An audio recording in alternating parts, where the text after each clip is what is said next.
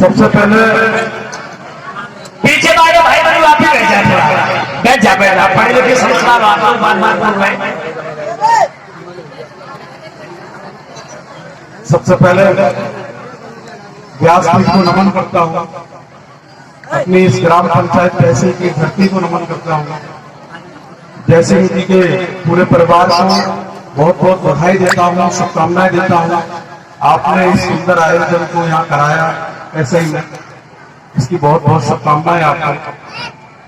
ज्यादा समय कथा में बाधक न बनते हुए छोटी सी बात कहना चाहूंगा। जब अपने गांव में आता हूँ तो केवल दो चीजें मुझे ध्यान आती हैं।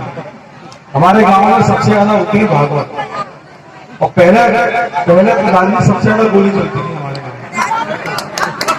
अब समय बदल गया, और सबसे बड़ी खुशी की बात यह है कि अब गोली कम चलती है, भागवत ज्यादा होती है। ठीक कह रहा हूँ, पता नहीं है। तो ये सबसे बड़ा बदलाव तो ये गांव में हुआ। दूसरा बदलाव मैं आपको बता देता हूँ कि आपके बेटे द्वारा अब तक जो भी काम गांव में किए गए, आप देख रहे होंगे परिक्रमा मार्ग पूरा बन गया। सरकारी स्कूल के सामने जो सड़क जा रही है वो भी कल कंप्लीट हो गई, लांजी कंप्लीट हो गई। कल वो सामने वाली सड़क भी हो गई, बाहर की सड़क भी हमने कंप्लीट करा दी। और निश्चित तौर पर आप विश्वास मानिएगा कि अभी इस पंचायत एक बहुत भव्य शमशान घाट बन जाएगा। आगे चलते एक पानी की टंकी भी अगर ये रुपया निकाल कक्षा 8 से लेकर के 10वीं तक स्कूल भी बन जाएगा। ये सारे काम आगे चल के पूरे गांव में हम सीसीटीवी भी लगवा देंगे, तो जो वो भी आ जाएगा। तो वो भी नहीं होंगे। आगे चल के गांव पंचायत तहसील को पूरे जिले का नंबर 1 गांव बनाने का काम है।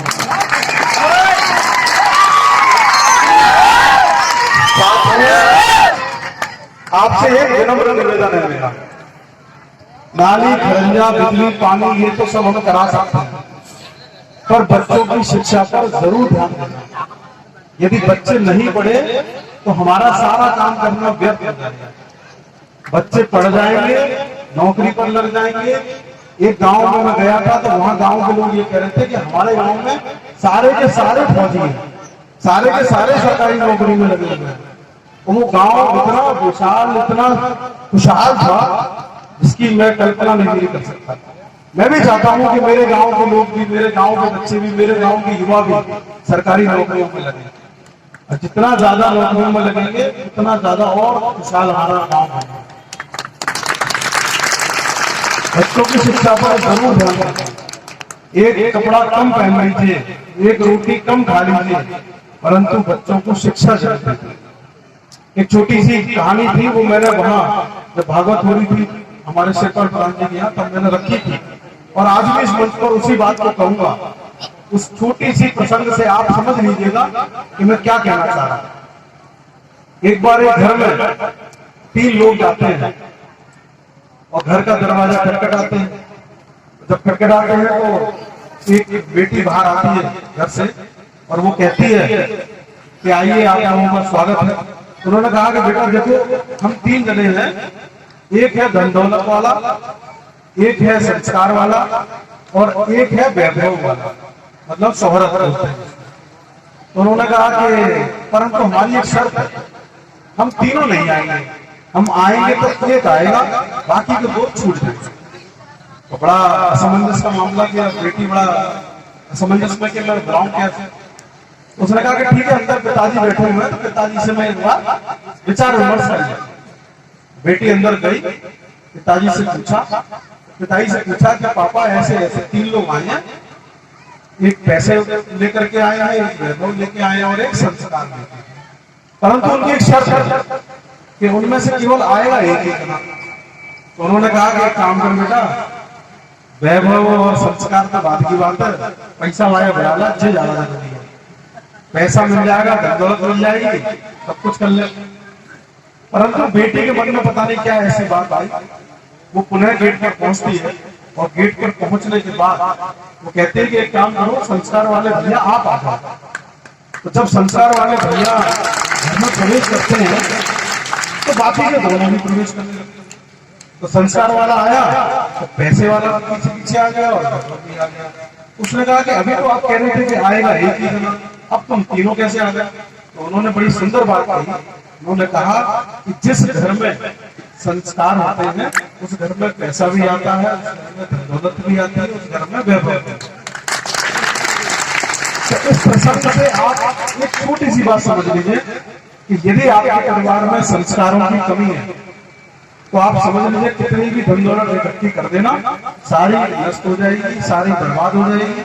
मैंने ऐसे तमाम सुने हैं कि साहब इतना बीघा खेत था इसके पास, सब बेच बेच के आज ये बिल्कुल नीचे इस पे आ गया कि इस पे कपड़े पहनने के कैसे हैं। तो वो केवल संस्कारों की कमी की वजह से। आप यदि अपने बच्चों को संस्कार अच्छे देंगे तो निश्चित तौर पर वे अपना भविष्य अपने आप बनाएंगे।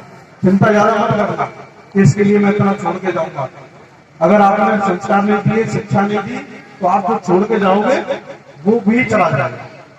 और आप जितना छोड़ के नहीं जाओगे, शिक्षा दे जाओगे तो वो और कमा लेगा। तो मैं ज्यादा व्यास जी का समय मैं ले रहा हूँ और क्योंकि अब मेरे गांव में मुझे नेता बना दिया है, तो बोलने की आदत लग गई है, मुझ पर खड़े हो जाए, बाइक मिल जाती है बोलने के लिए।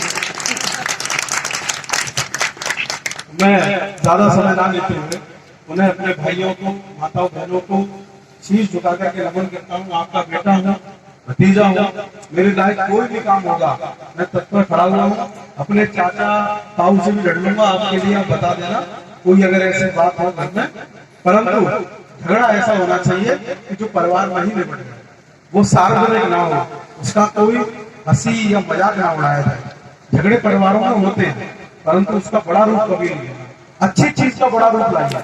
आज इस बात को कर रहे हैं, कल एक संकल्प लीजिए कि इससे भी बड़ा हम कार्य करेंगे। ऐसे संकल्प होने चाहिए। ये संकल्प नहीं होना चाहिए कि उसने एक गोली दी है तो यहाँ पे 2 गोली जाएंगे, वो नहीं होना चाहिए, ठीक है ना। तो ऐसा आप लोग संकल्प रखिए। और आज मैं समझता हूँ कि पूरे जिले में पैसे गांव को शायद ही मुझे लगता है कोई ना जानता हो। आज पूरे ब्लॉक में तो हर कोई जानता होगा पैसे गांव, और जनपद में भी जानता होगा। और ये यकीन मानना पूरे प्रदेश में पैसे गांव को हम नंबर 1 पे लाके रखेंगे आने वाले। मैं आप सभी को विश्वास दिलाता हूँ, अपने गांव को, अपने ब्लॉक को।